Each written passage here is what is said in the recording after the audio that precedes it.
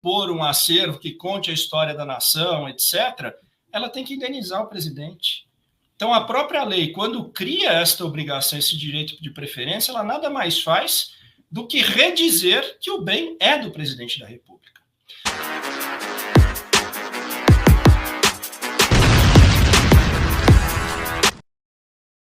Opa, eu sei que você não aguenta mais ouvir, eu pedi para você fazer o triplo C, curtir, comentar e compartilhar, mas eu peço porque 4 entre cada 10 pessoas sequer estão inscritas no canal e a maioria não ativa as notificações e nem curte o vídeo e isso prejudica o nosso algoritmo. Então ajuda a gente aí. Obrigadão.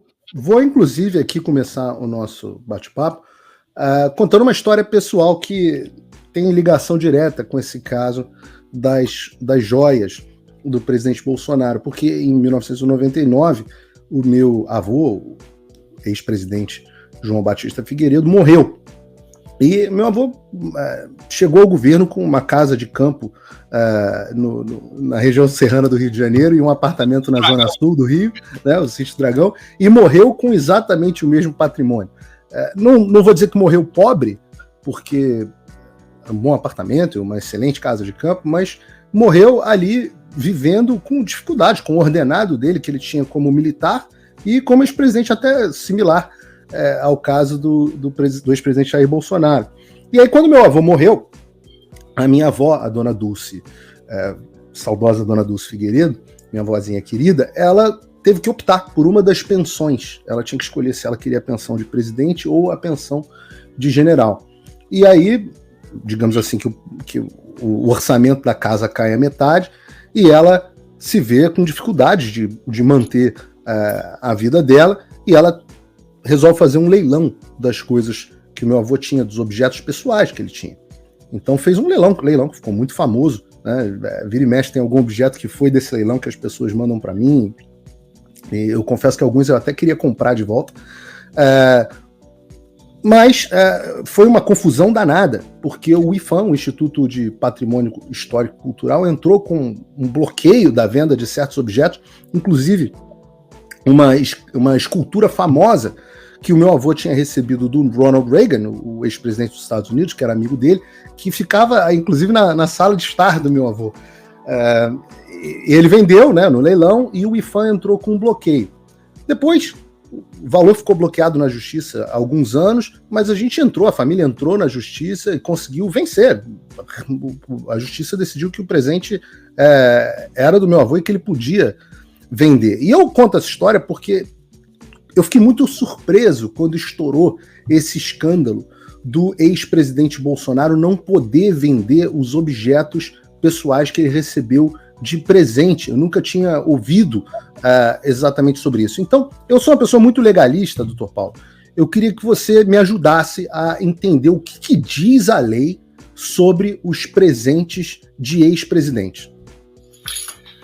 Perfeito, Paulo. Vamos voltar essa história aqui sobre a dinâmica legal, que é uma dinâmica muito peculiar, uma situação muito específica, em cima da qual nem se tem doutrina construída em termos de direito administrativo ou direito civil.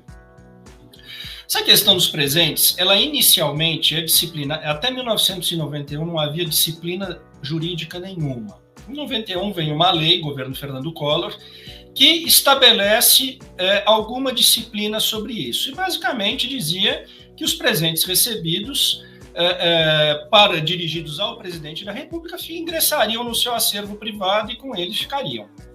Ok. Passam-se alguns anos, vem 2002, governo Fernando Henrique, temos um decreto que de alguma forma regulamentou e colocou algumas restrições. Nesse decreto já fica mais claro que existem 2 tipos de acervo. Um acervo público, de bens que são presenteados ao Estado brasileiro e que devem permanecer no Palácio do Planalto, e de bens privados de interesse público. Por quê? São bens que vão para o presidente da República, mas que podem ter algum interesse histórico eventualmente. E aí eu vou estabelecer por que existe essa diferença. Doutor Paulo, deixa eu te interromper só para ler o que diz o texto de cada uma das leis. Eu tenho muita curiosidade, isso é uma coisa que meio que se perdeu, né? Mas eu tenho muita curiosidade aqui sobre o que diz a lei. Essa lei é a número salvo engano, 8.394, de 30 de dezembro de 1991. Essa que é a lei do Collor, correto? Correto, é a lei do Collor, do governo Collor. E ela diz no seu artigo 2º que os documentos que constituem o acervo presidencial privado são, na sua origem, de propriedade do presidente da República, inclusive para fins de herança, doação e venda. Perfeito. Correto? E o artigo 3º diz, se eu estiver lendo aqui equivocadamente, por favor, sinta-se à vontade para corrigir. Não me deixa falar besteira no ar, não, doutor Paulo. Não deixa. Por favor, fica à vontade. Eu prefiro ser corrigido no ar do que deixar uma besteira passar adiante aí para a audiência. O artigo 3º diz que os acervos documentais privados dos presidentes da República integram o patrimônio cultural brasileiro e são declarados de interesse público para o fim de aplicação do inciso 1º, artigo 216 da Constituição Federal, e são sujeitos às seguintes restrições. Em caso de venda, a União tem o direito de preferência e não poderão ser alienados para o exterior sem manifestação expressa da União, correto? Corretíssimo. E são esses dois dispositivos que criam essa categoria de bem privado de interesse público. É importante os nossos espectadores terem uma percepção, um panorama de qual foi o espírito, tanto da lei quanto do decreto. Muito importante a visão originalista, né? Qual foi o espírito do legislador. A interpretação histórica da norma, a gente chama também de interpretação teleológica, para usar uma expressão mais prolixa, que é a interpretação do espírito da lei. Na verdade, quando você cria esse acervo privado de interesse público, você tem a perspectiva de que presentes dados a um chefe de Estado, eles podem, não necessariamente têm, valor histórico. Tá? E é por isso que você grava esse acervo privado com um interesse público. Tá? E aí você cria uma única restrição, que é, de fato, caso o presidente decida alienar esse bem em algum momento, ele dar o direito de preferência à União, que, se visualizar nisso um valor histórico, deverá indenizar o presidente por aquele bem. Tá? Ou seja, o que só ratifica que o bem é dele. O direito de preferência, em geral, é isso que significa, né? Pelo menos no direito civil, em geral, o direito de preferência é o direito de você comprar pelo mesmo valor que foi oferecido a um terceiro. Exatamente. Então, o que só ratifica que o bem é dele, porque se a União visse naquele bem um interesse histórico para compor um acervo que conte a história da nação, etc., ela tem que indenizar o presidente. Então, a própria lei, quando cria esta obrigação, esse direito de preferência, ela nada mais faz do que redizer que o bem é do presidente da República.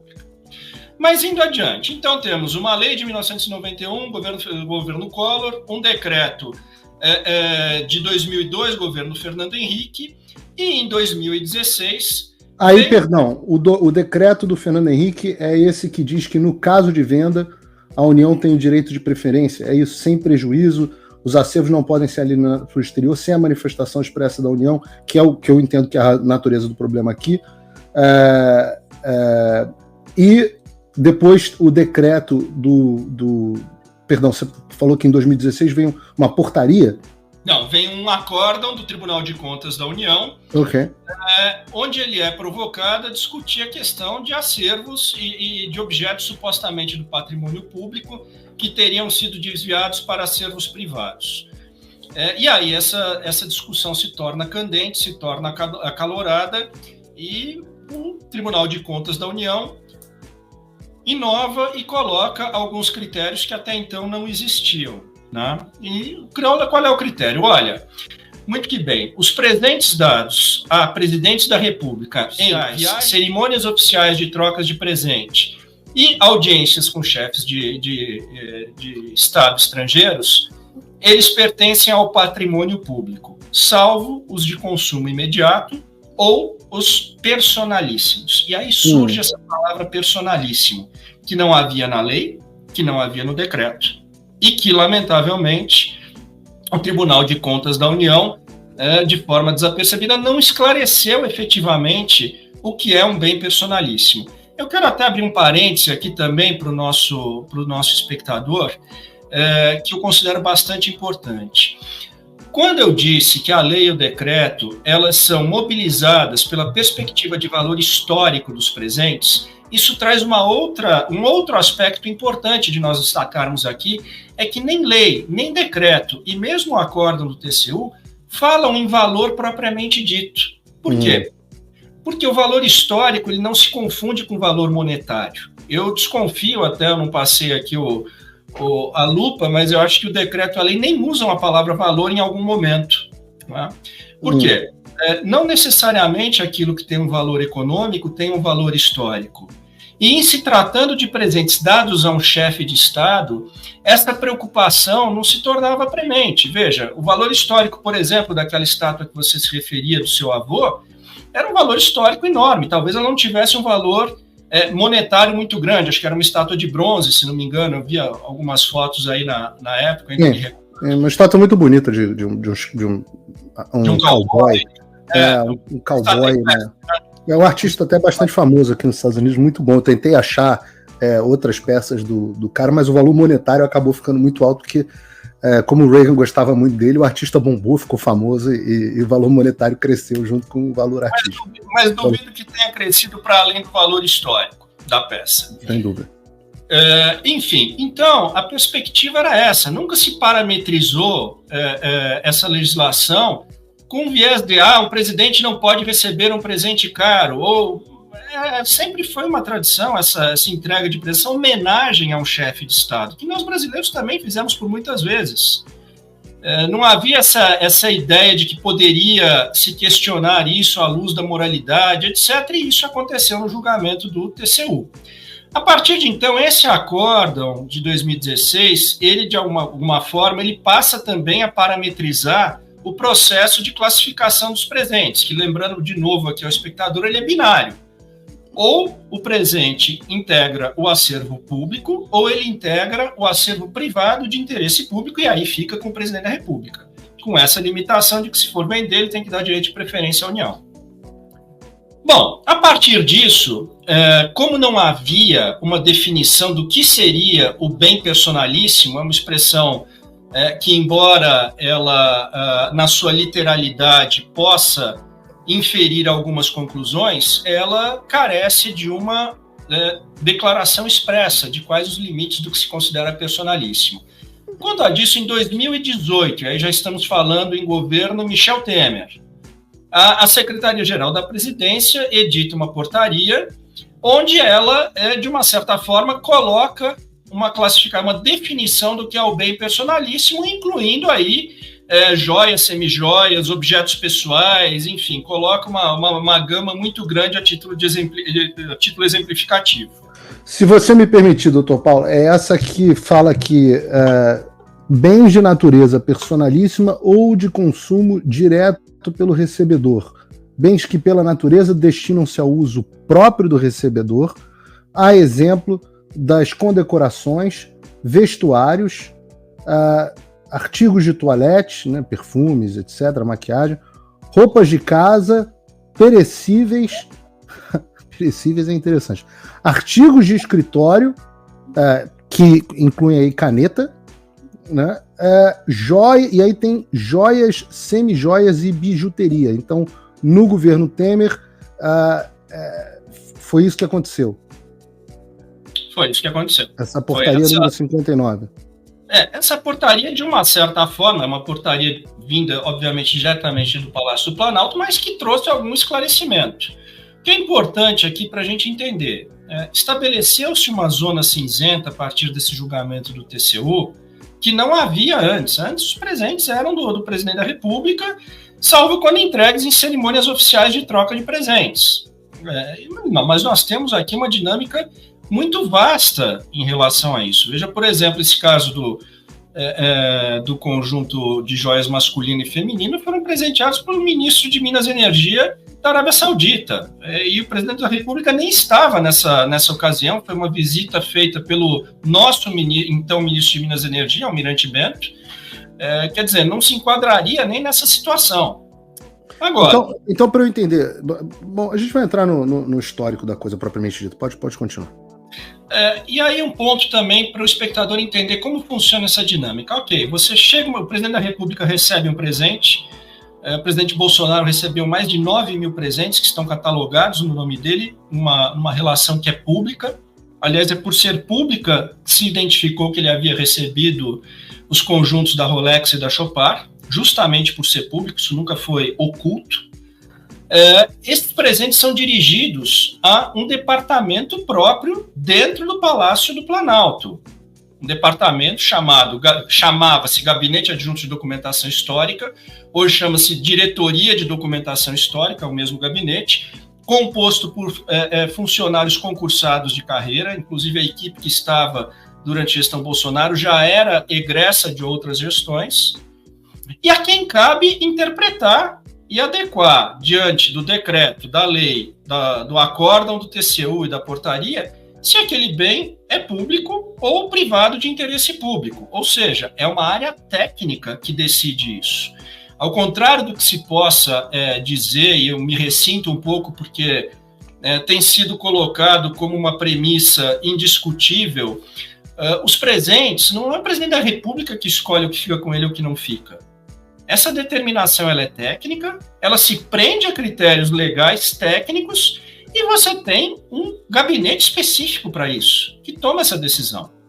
Eu até gosto de destacar que no curso desse inquérito, que hoje aqui eu patrocino a defesa do presidente Bolsonaro, logo no começo houve a expedição de um ofício pela Polícia Federal para o atual Departamento de Documentação Histórica, do gabinete do governo Lula já, onde perguntam a quem cabe decidir se um bem vai para o acervo público ou privado. A resposta do atual gabinete do governo Lula é: cabe a nós, Diretoria de Documentação Histórica.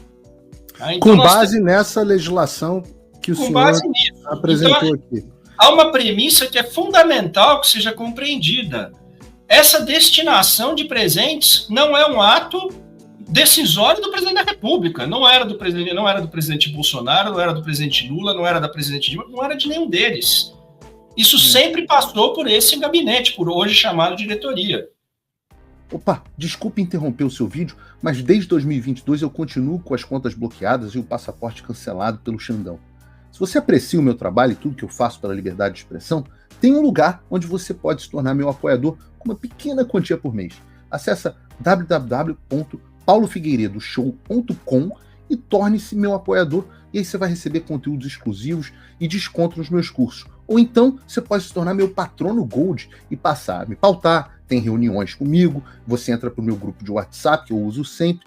O link para tudo isso está aí na descrição. Eu sei que você não aguenta mais ouvir, eu pedi para você fazer o triplo C, curtir, comentar e compartilhar, mas eu peço porque 4 entre cada 10 pessoas sequer estão inscritas no canal e a maioria não ativa as notificações e nem curte o vídeo, e isso prejudica o nosso algoritmo. Então ajuda a gente aí. Obrigadão.